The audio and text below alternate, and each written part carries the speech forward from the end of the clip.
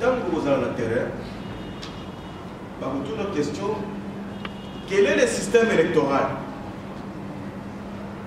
Il faut dire aux gens, le système électoral n'a pas changé.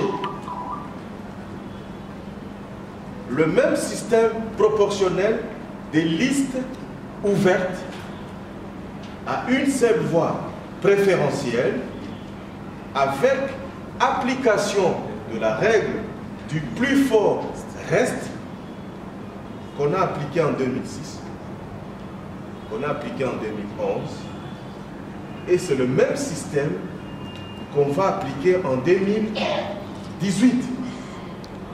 À la seule différence qu'en 2018, le même système proportionnel est renforcé en introduisant le seuil. Est-ce qu'on est ensemble? Il est de 1% au niveau national pour les élections législatives nationales, ou législatives du coup. Il est de 3% au niveau provincial pour les élections provinciales. Et le seuil est fixé à 10% au niveau local. Donc maintenant, nous avons l'élection des députés provinciaux. Ok? Ça va voir le suffrage valablement exprimé au niveau de la province. Et tu vas dégager 5. Il y a suffrage valablement exprimé de 3% au niveau de la province. Donc, ceux qui n'ont pas eu, je donne l'exemple, c'est 1 million. Ceux qui ont pris part, c'est 800 000. Le suffrage valablement exprimé, c'est 800 000. Donc, tu peux dégager 3%, il y a 800 000 au niveau de la province. Est-ce qu'on est ensemble? Tu peux dégager 3%. Si tu as la liste, par parti, par candidat, par indépendant, ou il va présenter la candidature, Nani a Kokisi 3%. Attends, à Kokisi 3%, si tu es éligible à l'attribution de sièges. Et l'attribution des sièges passe par l'application du système proportionnel de liste ouverte à une seule voie préférentielle avec application de la règle du plus fort reste. C'est un peu technique, mais c'est ça son appellation. On peut l'appeler proportionnel intégral. Donc, caution est comme il faut foutre par siège visé ou par candidat. Parce que ceux qui, à Tchangou, il y a 15 sièges par exemple. Aujourd'hui, ceux qui ont aligné 15 candidats, on peut foutre à chaque candidat. De même, les candidats indépendants, à Kofuta pour Nayemoko. Donc, c'est vraiment la justice. Ça, c'est la première motivation. Deuxième motivation, Bakisi montant à Kofuta. Yango Moni pour les députés nationaux, par exemple, Sengeli Kofuta, 1 600 000 francs congolais pour cause à la candidat député national. Donc, pour la candidat, pour que on aligne 15 candidats na Tchangou,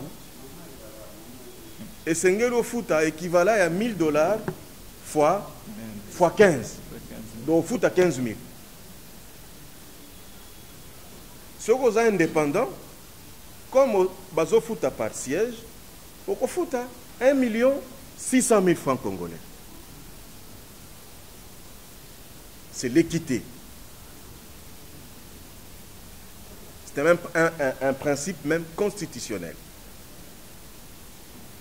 En 2011, par exemple, dans notre base de données, on a remarqué que si les 18 000 candidats, il y a plus de 11 000 qui ont obtenu 0 voix.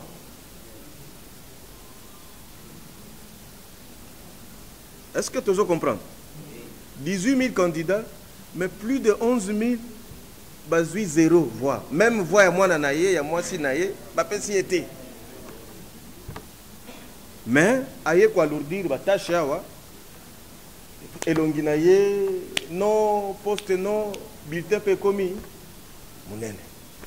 Alors que le monsieur, même lui-même, a beau voter pour naïe, avant nanga et kobeba, ceux qui n'ont mis voter ngamo. A voté Mouto Yaolega.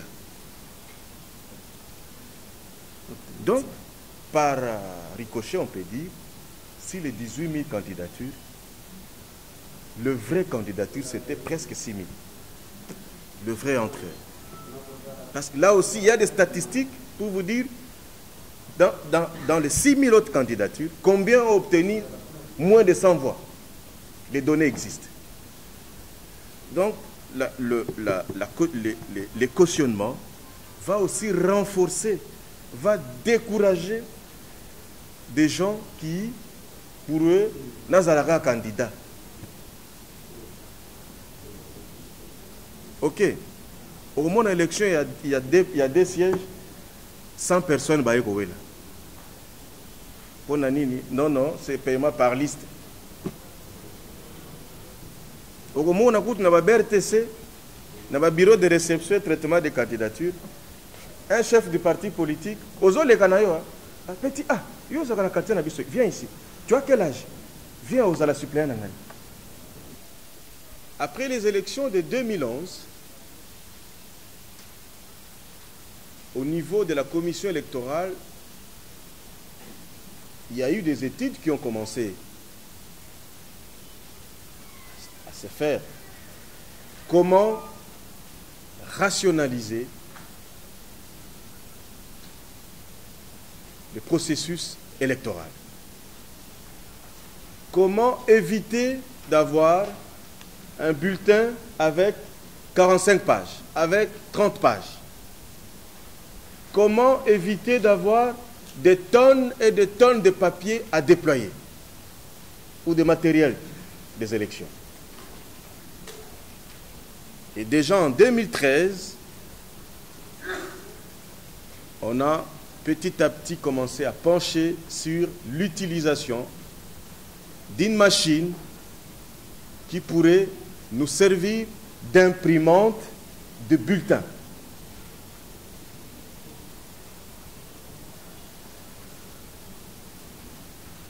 Les accords de Saint-Sylvestre,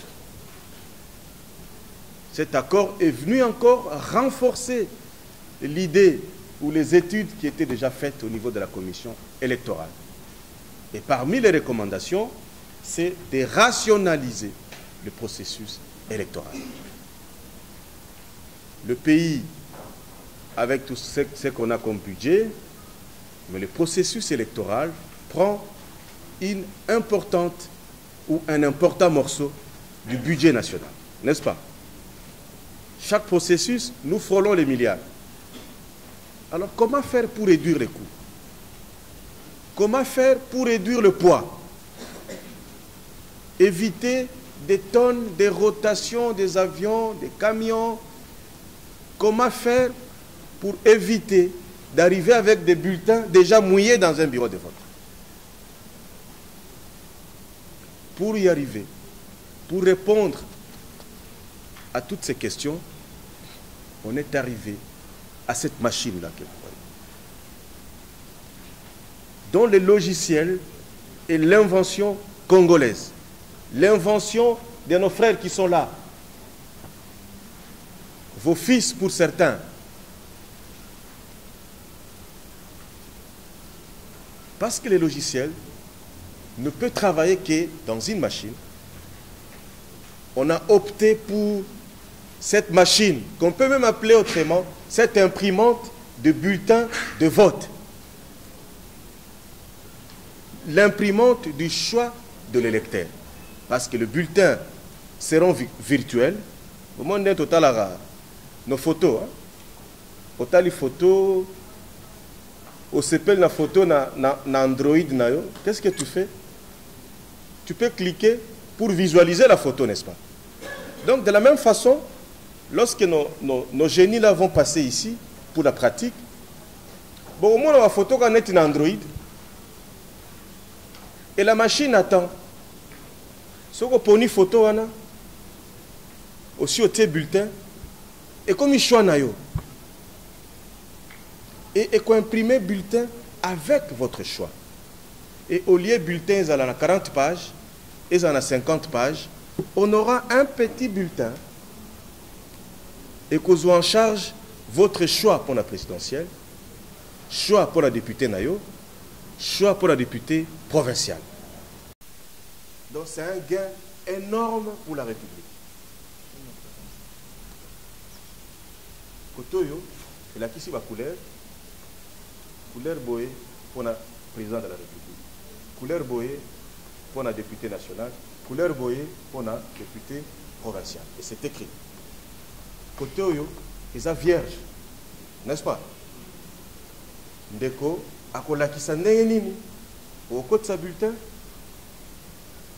Au moins, on a une carte na distributeur de la banque. Est-ce que tu forces ça? Au tchèque, il y a un bendi. Et qu'on a la même chose.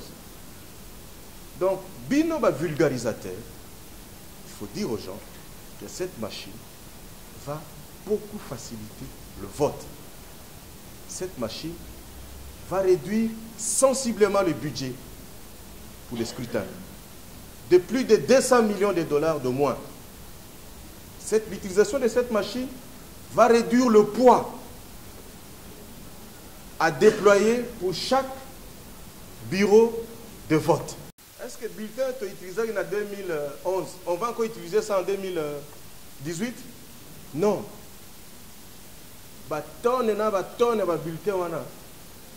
Après vote, est commis prêt pour un papier hygiénique. N'est-ce pas? Aux yeux, papier on a botié dans mutuka et qu'il mettait, babongoli ango papier on a obsolescence to utiliser. Mais avec cette machine, tu peux utiliser la machine en 2018, tu peux utiliser encore 5 ans après, tu peux utiliser encore 10 ans après. Donc, après 5 ans, tu consommes sur la machine T. Ce sont ces mêmes machines qu'on va utiliser. Du point de vue logistique et opérationnel, ça facilite aussi à nos agents de déploiement. Au lieu de voter ici la 18h ou 17h30, au lieu de déploiement, voter qui n'a pas gêné. On prend seulement ça. C'est très simple. On détache. On sait que Oyo, Ezali Papa Zawa, Oyo Eza Maman, Oyo Eza Ye. Parce qu'il n'y a que le choix de l'électeur. On n'a pas à chercher. Les revendications qui sont tout autour de cette machine à voter sont d'ordre politique et économique. Économique, pour ceux-là qui ont perdu le marché, au profit de l'entreprise qui fournit les machines à voter aujourd'hui à la RDC. Économique, pour ceux-là qui déclarent la machine a été achetée à autant, revendue à autant à la République. Nous nous posons la question de savoir, hier je vous ai demandé, qui sait à quel lobbyistes de Transco ont été achetés par le gouvernement congolais. Je vous ai dit d'aller sur Google, là où l'on vend le véhicule. Vous trouverez qu'une voiture, et à partir de l'Europe, jusqu'à 400-500 $, vous avez la voiture. Mais dédouaner la voiture, prenez les coûts, vous serez déjà au-delà de 2000, 3 fois supérieur, 4 fois supérieur que le prix d'achat. Politique, lorsque l'on rejette, nous ne voulons pas la machine. Mais vous proposez quoi? Nous avons besoin de revendications techniques de toutes les forces en présence, société civile, opposition politique, majorité présidentielle, que ces forces en présence puissent consulter leurs experts au travers les mondes informaticiens qui peuvent nous dire CENI, ces logiciels qui prennent en charge l'opération de vote entachent la légalité de scrutin à tel niveau. Là, nous dirons de ne plus utiliser la machine à voter. Mais aussi longtemps que jusque maintenant, nous n'avons pas encore eu des revendications d'ordre technique remettant en cause ces logiciels que la CENI est en train de présenter dans la machine à voter. En tout cas, nous sommes censés garder notre position en tant qu'elle. Ainsi, chers collègues, nous disposons à passer aux exercices d'assimilation. Merci. Que la machine telle qu'elle est là, vous allez vous dire, mais où sont les candidats? Les candidats sont embarqués sur la machine. Donc la machine est préparée par rapport à chaque circonscription. Donc les candidats qui étaient préimprimés ici figurent maintenant là-bas en termes d'enregistrement qui vont apparaître avec leurs photos, leur nom, leur parti politique vont apparaître sur l'écran de la machine. Donc c'est déjà préparé par la CENI par rapport à chaque circonscription. Donc les candidats qui étaient sur les papiers sont là-bas. Alors le matin, pour ceux qui disent qu'on a bourrage ou quoi, le matin, le jour de vote, les membres du bureau de vote, devant les témoins des partis politiques candidats observateurs, vont procéder à l'ouverture de vote sur la machine. C'est déverrouiller la machine pour autoriser le vote. Alors le vote, il faut dire qu'avec la machine à voter, le vote est toujours à bulletin papier. La preuve qu'on a un papier qui sera dépouillé à la fin du vote. On a une urne traditionnelle qui est toujours là. Alors, il y a une opération qu'on appelle l'ouverture de vote sur la machine. C'est déverrouiller la machine pour autoriser le vote. Et là, ça se passe non pas avec le bulletin de vote, mais avec une carte spéciale. La carte verte. C'est la carte d'ouverture. Donc, les membres du bureau de vote le matin, devant témoins, vont procéder à l'ouverture des votes. Il y a un bouton ouvrir les votes. Ça va? Là maintenant, on fait carte d'ouverture. Alors, une fois la carte d'ouverture insérée sur la machine va identifier la carte. Si c'est la bonne, si c'est la mauvaise, elle va rejeter, elle ne va rien faire. Ça sera un site de vote. Et le bureau de vote, c'est le bureau de vote A. Les élections fixées sur la machine sont les élections présidentielles, législatives nationales et législatives provinciales. 3 scrutins. Alors, on ne vous a pas dit que la machine peut permettre d'organiser autant de scrutins. Non seulement les scrutins, les 11 scrutins, même d'autres types d'élections aussi la machine peut organiser. Mais pour la CENI, ce sont les 11. 5 scrutins directs et 6 indirects. Mais là, pour décembre, il a été recommandé à la CENI d'organiser 3 scrutins combinés. C'est pourquoi on a les 3 scrutins là. Devant témoins, ils vont confirmer ces informations, que c'est bon. Mais la machine va demander à ce qu'on enregistre les membres du bureau de vote, les 5. Le président, son nom complet, son numéro national, le numéro de sa carte d'électeur et son numéro de téléphone. Elle va le faire rapidement. Voilà. La machine nous affiche l'aperçu de la carte d'ouverture, le PV d'ouverture. Et maintenant là, on peut passer à l'impression. Alors c'est pour dire qu'avant cette opération ici, personne n'a voté. Et ce n'est qu'après cette opération que les électeurs peuvent commencer à voter. Alors là, la machine va vous afficher le nombre de candidats par élection. Élection présidentielle, 11 candidats. Alors il faut rappeler que ici, pour les 3 scrutins, comme on n'avait pas d'autres données, la CENI a réutilisé les données des élections passées. Donc, pour l'élection présidentielle, la CENI a utilisé les données des élections de 2011, les candidats présidents. Les candidats députés nationaux, ce sont les candidats de la circonscription de la Mukunga, pour notre cas ici. De 2011 aussi, ils étaient 1434. Le président paraphe, le secrétaire paraphe, ainsi de suite. L'électeur va se diriger à l'isoloir. avec ses papiers. Et il va trouver la machine dans cet état-ci. Ce qu'il fera, c'est prendre le papier au sens de la flèche, comme vous voyez là. Il va insérer. Dès qu'il insère, la machine va avaler le papier. Et la machine va afficher la première élection, élection présidentielle, puis la liste des candidats apparaît. Ce que l'électeur fait, au départ, il a juste inséré. Il attend, puis la machine affiche. C'est maintenant ce moment-là qu'il peut intervenir. Pour voter pour un candidat, il va juste toucher sur la photo. Il touche. Il va toucher sur la photo d'un candidat. Et la seule photo du candidat va apparaître sur l'écran. L'électeur a la possibilité de confirmer ou d'annuler. S'il veut confirmer, il touche sur le bouton. Il touche sur le bouton confirmer ou il touche sur la photo juste. Ça signifie qu'il a confirmé. S'il dit que ce n'est pas lui, il touche sur le bouton annuler. L'électeur se dit je ne veux voter pour personne. Aucun de ces candidats. Il a la possibilité de faire un vote blanc. Et il y a un bouton ici rouge, vote blanc. Quand il touche là-dessus, c'est personne.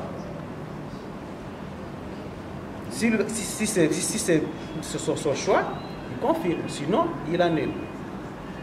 On va voter pour un candidat.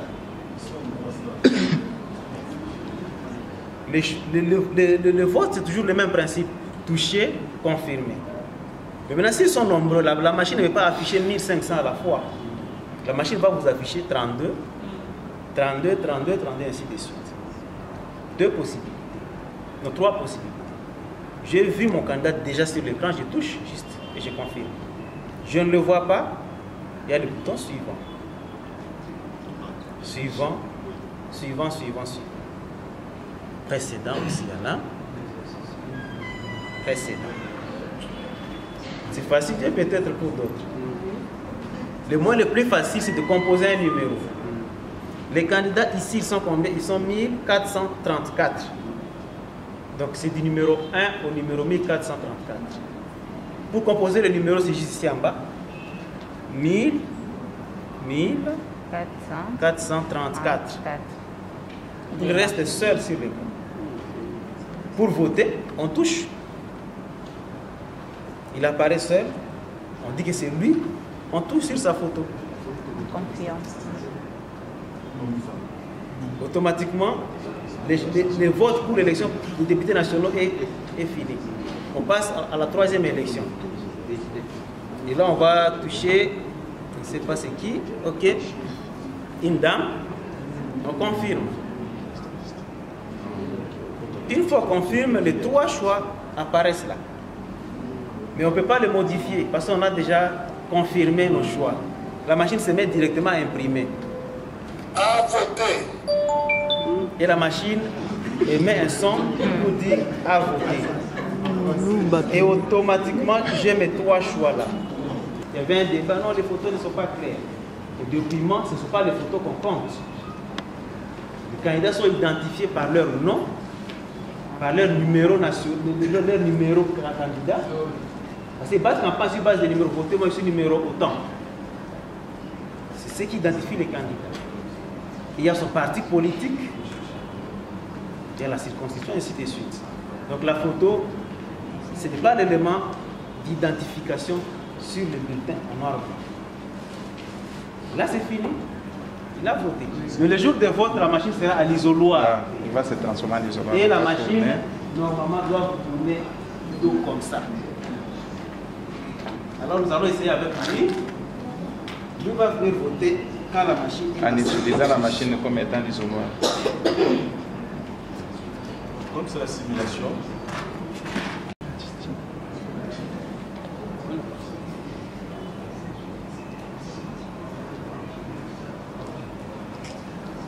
Vous comptez combien de secondes il va faire, hein? Est-ce qu'il vote au hasard? Non, non, pas au hasard. Vote au hasard. À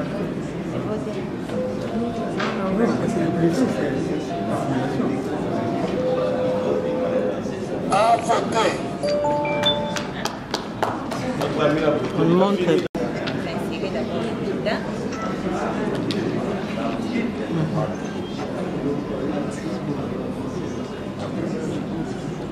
Maintenant, vous avez Il faut dire que le vote, photo des candidats apparaît. en 40 Là, vous secondes, choisissez le candidat de votre tu finis le vote pour les 3 scrutins. En 1 minute, en moyenne, le lecteur vote. Une fois choisi son candidat, Et maximum 2 minutes s'il veut se faire vous assister. confirmer pour dire que ça c'est mon candidat que j'ai choisi.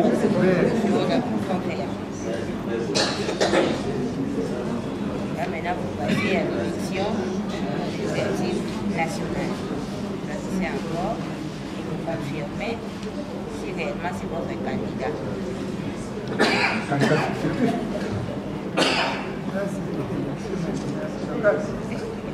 Ça, Continuez c'est le vote. spécial. Continuez. Il y a 3 scrutins, donc vous allez voter 3 fois. Vous commencez par l'élection présidentielle, vous votez, vous confirmez. Députation nationale, vous choisissez, vous confirmez. Députation provinciale aussi. Là maintenant la machine va imprimer des bulletins avec le candidat. À voter.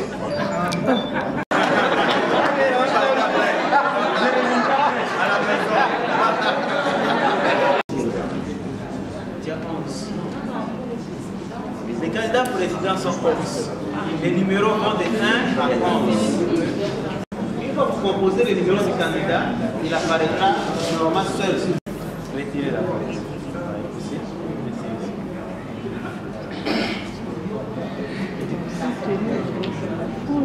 C'est mieux de tenir ça pas. Là, vous tenez ça.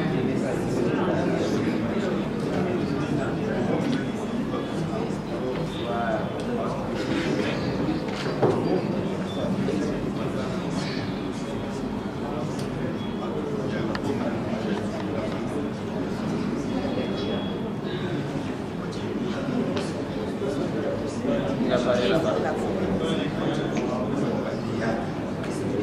Je demande de confirmer.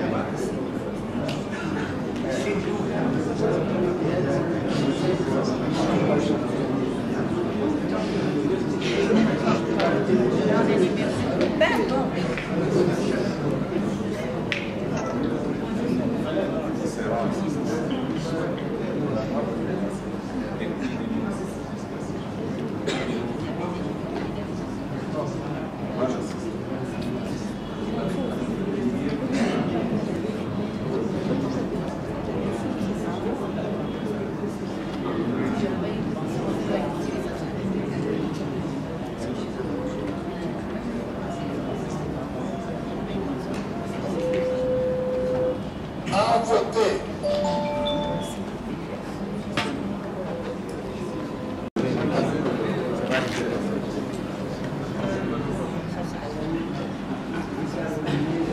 C'est la machine identifiée.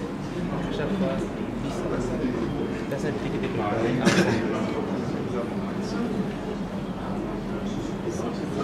Dès qu'on essaye sur la machine, elle considérera qu'il y a des bulletins définitivement qui a été fait. Et on ne peut pas prendre ces bulletins et les utiliser encore. Maintenant, ça, c'est les bulletins qui étaient Préparés pour une autre machine. Même si c'est la même séquence que ça.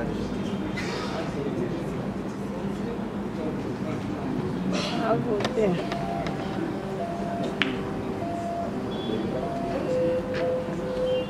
À voter. D'une carte spéciale, carte clôture.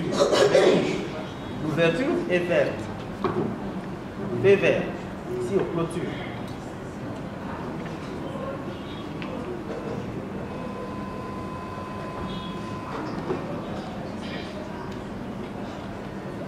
Voilà. Une fois on insère la carte de clôture pour la première fois, parce que la machine s'attendait à recevoir un bulletin de vote. En insérant la carte de clôture, la machine se rend compte que ce n'est pas un bulletin de vote. Elle rejette d'abord pour demander est-ce que vous voulez réellement clôturer ou bien vous avez introduit ça par erreur. Mais nous, on est à 17h, il n'y a plus d'électeurs pour clôturer. On va toucher sur le bouton clôturer le vote. Et on va insérer maintenant la carte de clôture.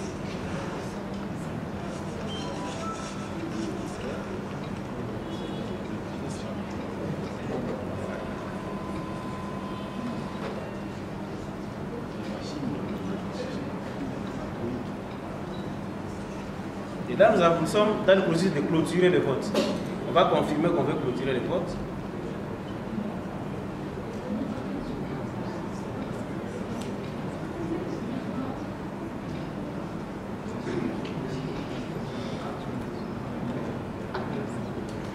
Alors, comme à l'ouverture, on avait une fiche d'ouverture, à la clôture aussi, on a une fiche de clôture qui nous dit qu'on a clôturé les votes à telle heure. Ici, on a ouvert à... C'est à 13h pour notre cas, 26. On va voir à quelle heure on a clôturé. On imprime. On va inviter un volontaire pour venir tenter de voter après la clôture.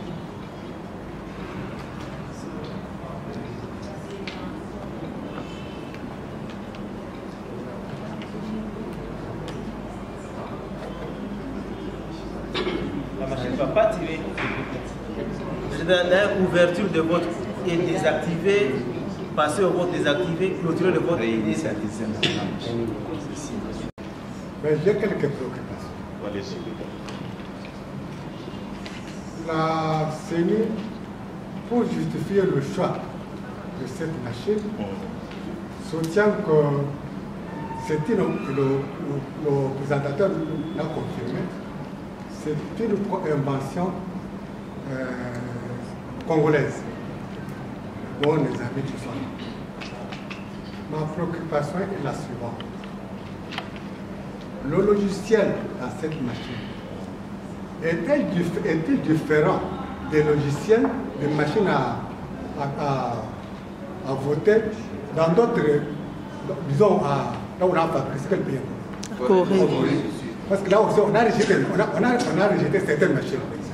Le logiciel qui est une invention congolaise est différente des logiciels qui sont là.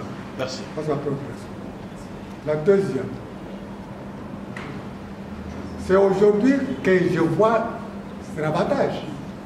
Les Congolais qui sont à la base de cette machine.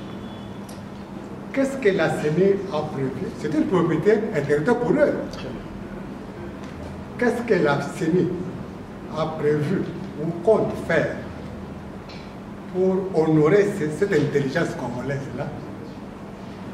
Le fisc, par exemple, au niveau de l'UNESCO pour le patrimoine congolais, au niveau de l'UNESCO, et au niveau du pays. Ces jeunes gens qui sont dépensés ne méritent pas d'être primés, ne fût-ce que par le gouvernement congolais. Merci. Voilà mes préoccupations. La Corée du Sud nous a livré la machine. Nous, à travers nos amis informaticiens, on a monté notre logiciel. Le logiciel, c'est un programme. C'est comme un architecte. Il fait que j'ai 3 étages. Premier étage, élection présidentielle. Deuxième, n'est-ce pas, législative. Il n'a pas refusé les logiciels. La Corée, comme tout pays, a émis ses réserves pour appuyer l'utilisation de la machine. C'est ça la nuance. Moi, je communique comme un technicien. Ceux qui mettent des ingrédients politiques, c'est leur job, on s'incline. Mais ici, si vous lisez les articles par rapport à la Corée, à la déclaration du gouvernement ou de la commission électorale sud-coréenne, ce n'est pas qu'elle est contre la machine. C'est ça, en fait. Ils n'ont pas conçu la machine. La machine, c'est une logiciel. Les restes, ce sont des agents d'une institution, n'est-ce pas? Je vous ai répondu que vous serez informés prochainement de ce qui sera fait. Je vous donne l'exemple. Vodacom. Vodacom engage ses experts informaticiens. Il dit, j'ai besoin d'un tel programme. On crée un PESA. N'est-ce pas? Un PESA, c'est un logiciel. C'est une application. C'est une propriété de Vodacom. N'est-ce pas? Est-ce qu'on a déjà dit, il y a des informaticiens ici, non? Est-ce qu'on a déjà dit informaticien au Paul Tonani? Cet élément ne rentre pas dans les éléments de la sensibilisation. Parce que vous et moi, nous allons devant les électeurs, n'est-ce pas? Qui pensaient que Massina, que sais-je encore. Voilà. Qu'est-ce que les électeurs attendent de nous? Ce n'est pas de leur dire, oh non, c'est lui qui a fabriqué ça, c'est Alimete. Non. Nous disons que c'est de l'intelligence congolaise de la Commission électorale nationale indépendante. Et ce n'est pas le premier logiciel. À la Commission, même les logiciels sur l'enrôlement des électeurs, c'est une propriété de la Commission électorale. Les logiciels sur l'enregistrement des candidatures. Les logiciels sur la paie des agents. Il y a plusieurs logiciels. Nous sommes la Commission africaine pour la supervision des élections. Nous sommes une société civile et l'Église au milieu du village. Nous ne faisons jamais partie ni de l'opposition ni de la majorité présidentielle. Nous accompagnons les processus électoraux. Prendre position pour un camp qui a refusé la machine à voter. Pourquoi refuser la machine à voter? La Corée du Nord a émis de réserves sur la machine à voter. La Corée du Sud n'a pas contesté la machine à voter, à moins peut-être que vous ayez des éléments sûrs. Mais nous disons ceci. L'unique moyen par lequel l'on peut remettre à l'abri, ou l'on peut au moins contrecarrer la tricherie, c'est placer l'homme à la surveillance de l'homme, c'est-à-dire chaque bureau de vote, un témoin de parti politique et un observateur. Il n'y aurait jamais de tricherie, cher ami. On peut tricher même sans machine. En 2011, il y a eu tricherie. Est-ce qu'il y avait des machines à voter? Le président américain, pour lequel aujourd'hui l'Amérique a dit, est considéré tricheur. Ça, vous tous aussi, vous le savez. Pouvez-vous me dire une élection parfaite au travers du monde? Elle n'a jamais existé. Chaque élection est toujours entachée d'imperfection. À moins peut-être que l'élection qui sera organisée au Congo soit Dieu qui descendrait au ciel pour gérer la CENI avec les 24 vieillards. Là, nous aurons une élection sans péché. Mais on veut des élections transparentes, libres, qui ne va pas aussi nous ramener... En Amérique, il y a eu élection libre et transparente.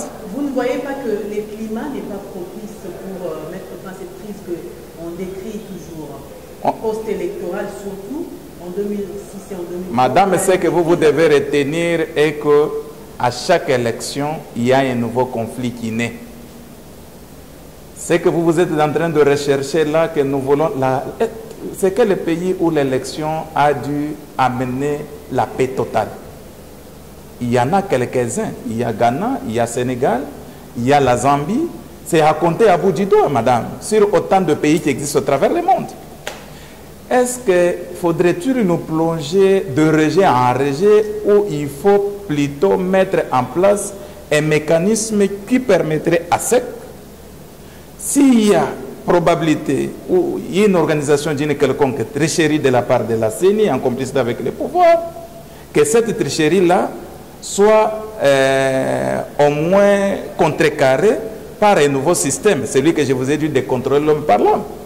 Mais qu'est-ce qu'il faut alors pour avoir des élections apaisées, crédibles et libres? Il faudrait dans un premier lieu, puisque nous nous retrouvons dans une phase où les acteurs impliqués dans les processus électoraux n'ont pas confiance vis-à-vis de l'administration électorale. Cette crise de confiance, on peut tout dire, ne peut jamais nous amener aux élections apaisées. Il faut la reconstruire. Comment la reconstruire? La SEMCO n'avait jamais refusé la machine à voter. Nous, quand nous avions appuyé la SEMCO a demandé qu'il y ait une expertise externe qui viendrait certifier la machine à voter. Et nous, quand nous avons dit oui, nous appuyons, c'est ça notre position. Et il y a plus de 2 jours que la CENI a lancé l'offre internationale demandant aux maisons qui sont spécialisées en logiciel de venir certifier la machine à voter, ainsi que l'audit du fichier électoral. Chères dames, journalistes et frères, vous pensez que celui qui a de l'or pire a perdu du testeur? Mais la CENI, du moment qu'elle est déjà ouverte à cette expertise, c'est aux adversaires politiques de chercher le plus compétent dans le monde informatique du monde et de venir auditer la machine à voter. S'il y a aujourd'hui un logiciel, madame, qui certifie que ce logiciel qui est mis dans cette machine à voter peut entacher la légalité du scrutin, nous serons les premiers à rejeter cette machine à voter. Jusqu'à ce jour, nous n'avons jamais eu quelqu'un qui prouve insuffisance sur le plan technique que la machine à voter nous conduirait dans les chaos. Nous avons des revendications politiques et économiques. Donc nous sommes le malvenu sur ce terrain. En gros, quel est le processus pour auditer les fichiers électoraux ou la machine à voter? Et ça peut prendre combien de temps? La procédure, c'est inscrit dans le calendrier électoral, madame. C'est bientôt ce mois de mai. On a déjà lancé l'appel d'offres. Les maisons qui sont spécialisées en audit du fichier pourraient au moins répondre conformément aux critères qui sont édictés par la CENI, et ceux qui seront retenus viendraient au moins auditer le fichier électoral ainsi que la machine à voter. Ce n'est pas la CAS, ce n'est pas la CAS qui a lancé cet appel d'offres. C'est à la CENI d'apprécier. Aujourd'hui, l'UDPS demande le remplacement de son délégué au niveau de la CENI. Trouvez-vous au niveau de la CAS que cela pourrait encore avoir des problèmes au niveau du processus électoral? Chers collègues, la CENI est constituée des composantes politiques et société civile. Moi, en tant qu'acteur de la société civile, je ne suis pas mieux placé de répondre à un besoin émis ou sollicité par un camp politique. Parce que vous accompagnez le processus. Nous accompagnons le processus, mais la composition des membres de la CENI ne relève pas de notre compétence. Vous n'avez aucune crainte par rapport à... Je n'ai aucune crainte du fait que les acteurs politiques peuvent s'entendre aujourd'hui et la nuit, ils sont en désaccord, le matin, ils reviennent. Changer un membre, ce n'est pas un problème de la case, je crois que ça, c'est dans le plan politique, ils pourraient s'entendre. André Kyoba, dernière question, l'électoral prévoit deux possibilités, deux modes de vote, la méthode manuelle et puis la machine électronique. Et pourtant, aujourd'hui, le débat sur la machine à voter amplifie la crise politique actuellement. Pourquoi ne pas mettre de côté la machine à voter? Oui, je vous ai dit que nous accompagnons le processus. Nous, nous ne compétissons jamais au processus électoral. Mais les acteurs politiques qui émettent de réserve vis-à-vis de la machine ou ceux qui les rejettent ont aussi le droit de la rejeter, puisqu'ils n'ont pas encore su, ils n'ont pas encore de certitude sur son mode opératoire, moins encore sur la fonctionnalité de ces logiciels. Alors, du moment que l'on vous demande de chercher les experts qui peuvent certifier ces logiciels, il s'agit déjà de la transparence.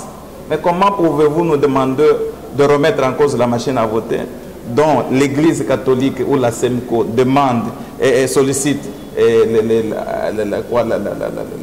la certification de la machine à voter? C'est pourquoi vous vous approchez à cette machine, à l'utilisation de cette Moi aussi, je peux vous poser la question. L'électoral exige deux possibilités. Mais la loi exige des possibilités. Dans le monde opératoire, c'est comme dans la mesure d'application de la loi électorale, cher ami. La loi peut dire, voilà ce qui est dit. Mais dans la mesure d'application, c'est-à-dire sur le plan pratique, c'est la CENI qui pratique, ce n'est pas nous. Alors, trouve que non, les modes selon lesquels nous pouvons gérer ou nous pouvons mieux organiser les trois scrutins, c'est au travers de la machine à voter. Depuis 2006, 2011, vous avez déjà vu une institution CENI de la RDC organiser trois scrutins. En aucune des fois. Vous ne comptez pas les poids d'abord de ces bulletins de vote de ces trois scrutins présidentiels et députation nationale ainsi que provinciale.